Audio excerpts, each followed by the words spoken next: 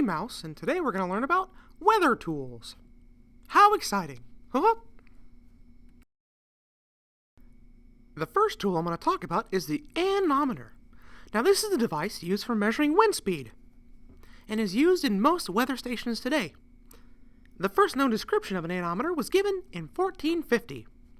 Now the most common kind is the 3-cup variety, shown here.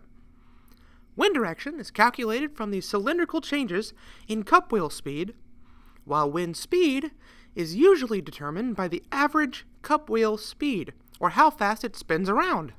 That's pretty cool, don't you think?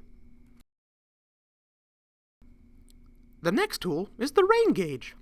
Now the rain gauge is a type of instrument used by meteorologists and hydrologists to gain and measure the amount of liquid precipitation over a period of time. The first known rainfall records were kept by the ancient Greeks in about 500 BC. That's a long time ago. So our next tool we're looking at is a weather vane.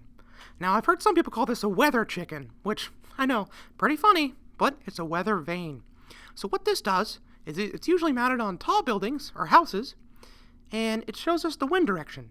So the pointer is usually on a smaller side, and the back side's bigger.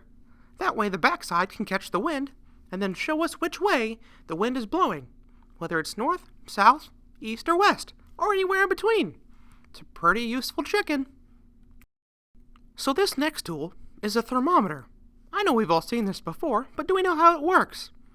So, how a thermometer works is the red line is actually represented most of the time, or it used to be, by mercury. And what happens to mercury when it gets hot is it expands. So if it expands, the only place for it to go is up in this thermometer. So, as it gets hotter, it expands more and gets up into those higher temperatures. And as it gets colder, it lowers down and lowers down. A lot of times now, they use alcohol instead of mercury because mercury is really dangerous. But that's a thermometer. Our final tool we're looking at is called a barometer. Now what a barometer does is it measures the pressure, or how much pressure the air is putting on the earth. So, if you have low pressure, we know that the air is moving up. So there's going to be less pressure pushing down on the surface of the earth, which is where the barometer is.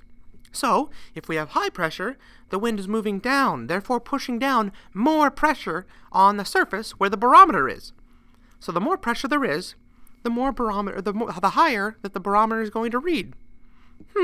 That's pretty interesting.